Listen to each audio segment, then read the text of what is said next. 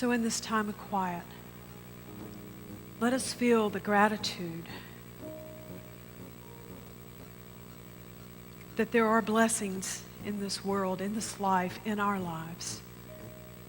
Let us be open to that. Let us be open to living our yes. Let us be open to the power of peace, the power of love, and to know that we make a difference in this world.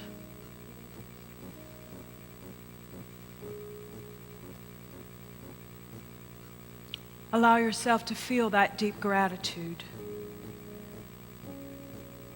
in the presence that you are. Know that you are blessed and that you are a blessing to this world. And if you care, join me in saying, thank you, God. Thank you, God. Thank you, God. And so it is.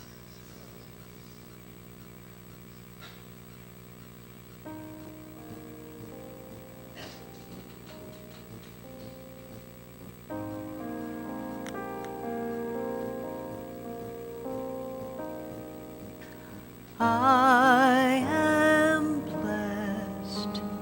I am thankful. I am blessed. I am thankful. Won't you join me?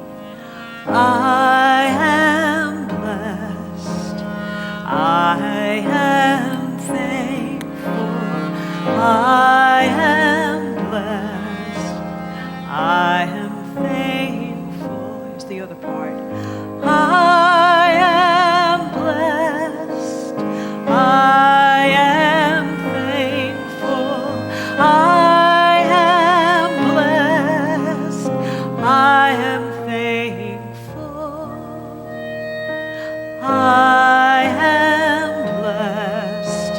I am thankful. I am blessed. I am thankful. I am peace. I am peace. I am peaceful. I am peace. I am peaceful. I am peace. I am peace. I am peaceful. I am peace. I am peaceful. I am peace. I am peaceful. I am peace. I am peaceful. We are love. We are love. We are loving. We are love. We are loving. We are love. We are love. We are loving. We are love. We are loving.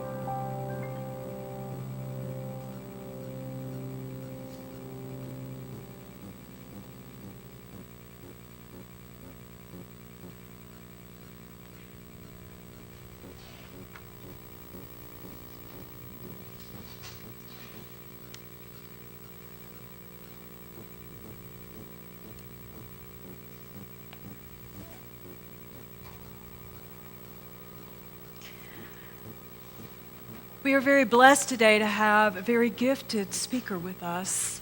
And she's also going to be doing a workshop this afternoon. I'm sure she's going to be telling you about it, but there is a flyer in your program. You can be taking a look at it. I've had the joy to meet her this morning, and she has a very interesting life that she has lived. Many of you have already met her out in the hallway, and out there she has some of her books and her CDs, and this is the book that she has brought with her today. And what I'd like to do is just tell you just a couple of things about her and then let her share her wonderful message with you. One of the most interesting ways that she is described as an explorer, contemplative, entrepreneur, Aries, lover, friend, learner, teacher, guide, and guided. We can always be taught. And she certainly has had a life where she has explored many options to learn. For 10 years, she was in a monastery as a Carmelite nun. She also obtained her master's in theology, and she concentrated on spiritual direction and psycho-spiritual development. She served on a ministry team, and she also chose to achieve her ordination with the Church of the Creator. Not to be stopped, she has also studied Reiki, and she has completed level 3 of Reiki master training. Yearly, she is at the Omega Institute, working with meditation.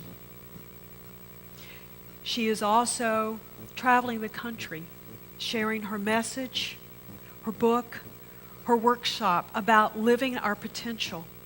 And certainly in this time when we wonder, do we even have an opportunity and are we free to live our potential? The answer is a resounding yes, so live it. And as we spoke in the meditation, love is so powerful and love calls us. So please join me welcoming Kimberly Braun.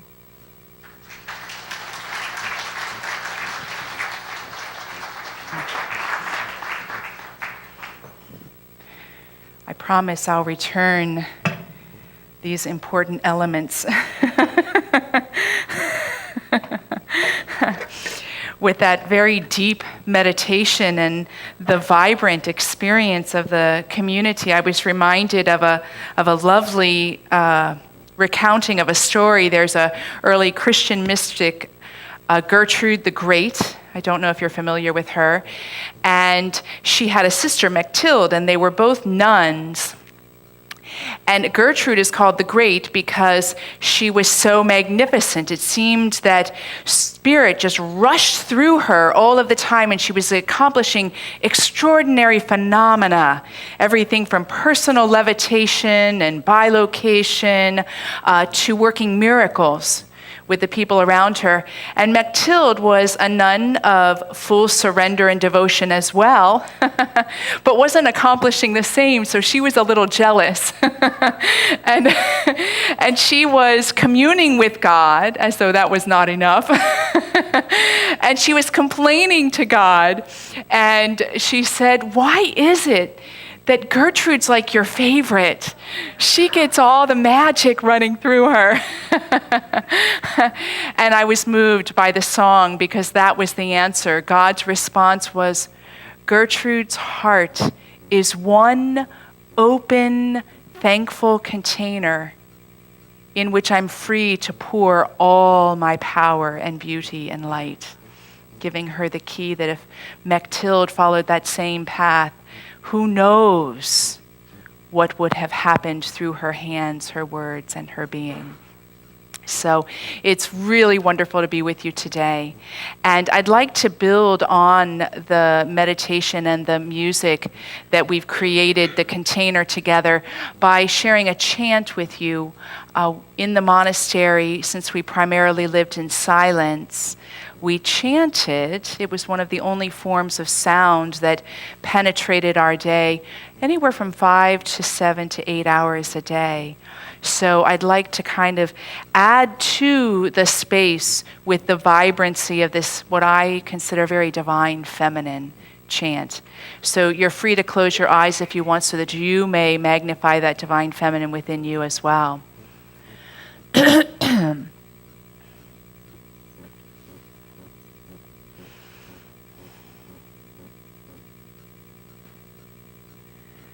Salve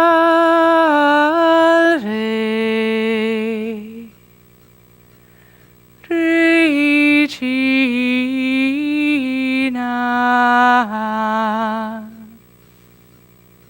Mater misericordiae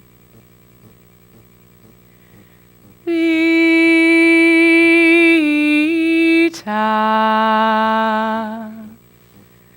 dulcedo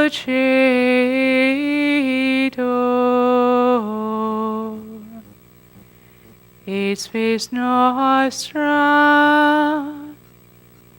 salve.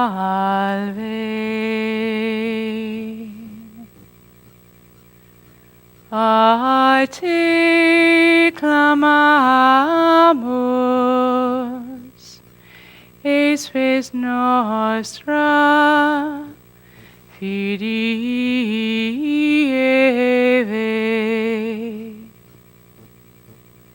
A te suspiramus, gementes et lentes, in ac lacrimarum vale.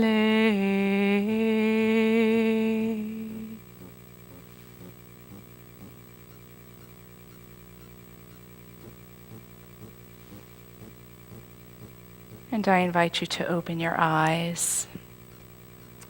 I'm only going to read 2 very small snippets from my book, just to set the stage for today's reflection and message that I place myself and my voice at the service of. Our feet will never pass this way again, my love. Your scent, it intoxicates, flares the nostrils and the canals within, pulls and pushes my surrender through marshes and explosive skies, where shafts of unencumbered light lay the land low. Breadth, dissolving height and depth, breathed again, breathed again. Our hearts, never will they pass this way again. I wrote that poem during or shortly after an experience of oneness and bliss in which, like many times in my life, and I'm sure in yours, all the boundaries dissolved and the satisfaction was complete. And there's a feeling of arrival. And it's very interesting because that poem has a bittersweet quality to it. Because in one way, it's luxuriating in the experience itself. And in the same turn of phrase, noting that it's going to pass. How often when we've had that sense of true harmony within ourselves, there's something that feels like we've arrived. Oh, yes. And that we're going to stay there forever.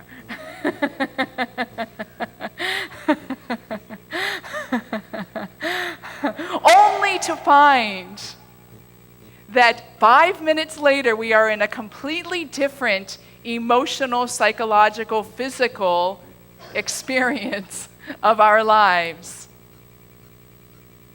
So it begs the question, what is that we experience? Are we meant to have that enduring bliss in each moment? And if so, how? Can we give the level of surrender and yes to that flow that we find ourselves grounded in it? And as I share a little bit today, and more in the afternoon workshop if you choose to stay, I encourage you to not necessarily believe a word I have to share. I'm sharing the fruit of my experience. And I do so standing before the mystery of each one of you that is wrestling with your own set of truths and perspectives and surrenders. And my voice is simply here, hopefully, to celebrate and magnify that journey that is all your own. This afternoon, the workshop is called Living Your Yes. And it's going to take this essential nature that I believe is so of how do we stay in that flow? What does it mean? What are the essential pieces? What are pointers and perspectives and practices that we can take, not to move away from our chosen lifestyles and do something different necessarily, but right in our path. I was a nun, as Donna mentioned, for 10.5 years. And as a Carmelite, we lived a very mystical, traditional, contemplative lifestyle. We lived almost completely in silence, and our day was punctuated with chant, meditation, and prayer. And I was on fire in my late teens. I was having experiences that I called unitive so dramatically that it felt like I was making love with God and being pursued by the divine. So for me, joining the monastery was the natural progression to my life. I just had to be with the beloved. You know how that feels when you're in love. And you don't even have to do anything special. You just need to be with that one that seems to catalyze the love within. So I don't think the monastery is for everyone. This is not a talk to say you need to join a monastery to have those experiences. All you need is to be aligned in the spirit that is forever unceasingly calling and arising from within. The unequivocal surrender is to the ineffable teaching that arises in the very fiber of your own life. You are the canvas, which makes your story in one breath both important and not important. It's a paradox, isn't it?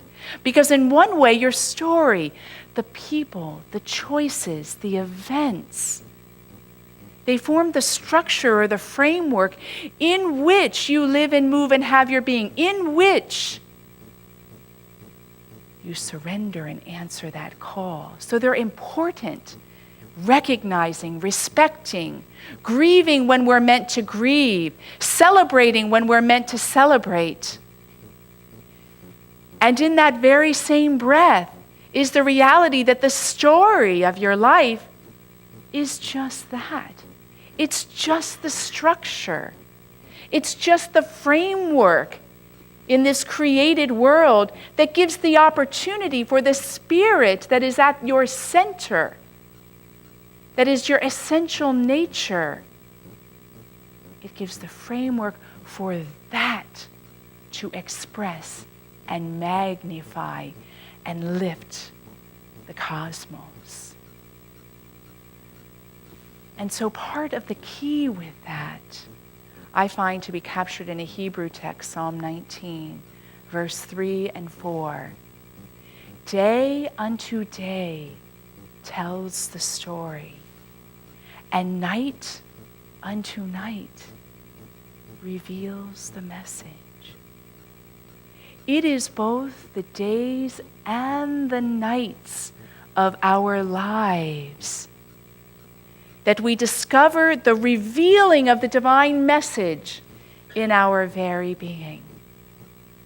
That is foundational to living in that blissful flow with certainty and freedom and joy and peace and ever greater satisfaction. It's so easy in the days of our lives to say, yeah, and we're jazzed and we're charged and we can speak with the light and we've got confidence and joy already gushing within us.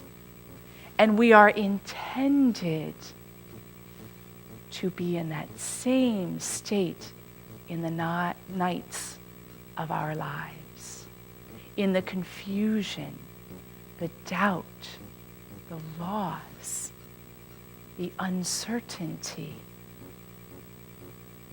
It is in that unknowing that we are dismantled to be the full embodiment of the divine in this human construct. And I want to share with you a fun story to illustrate that. I'll use a monastery story because they're always charming.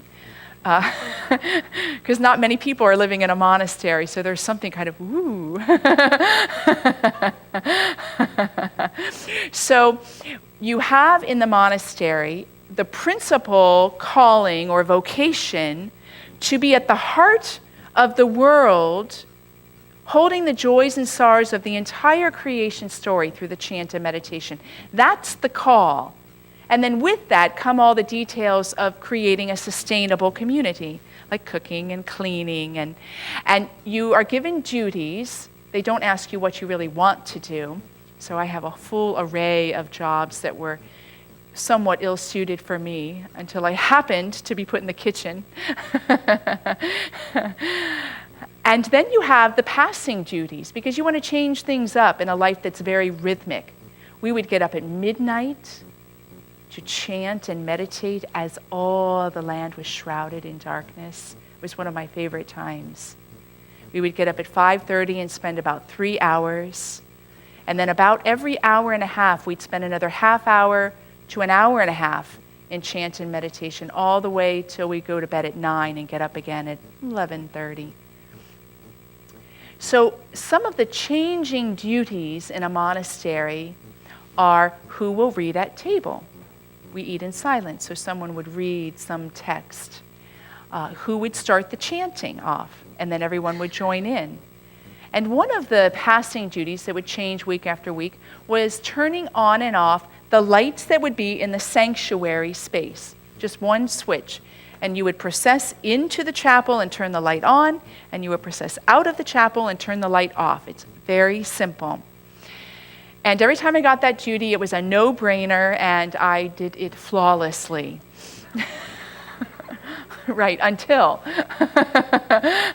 it was about 6 months into my time, and I was in my private meditation, and I was there just absorbed in this, yes. And it was one of those moments where I said, take me to the new level, I'm ready, yes. And I gave a bigger surrender and wrote a blank check to the divine. And you know what happened. Everything after that went haywire. My alarm clock stopped working, so I wasn't waking the nuns up on time. And the next time I received that duty of the tabernacle light, I could never remember to turn it off. I would process in, I'd turn the light on, I would leave the chapel, and something would happen on the way out of the chapel. One of the sleeves we wore, because we wore full habits and we shaved our heads, and the sleeves we wore were really much bigger than this. You know, a sleeve would get caught on a door and I'd be distracted.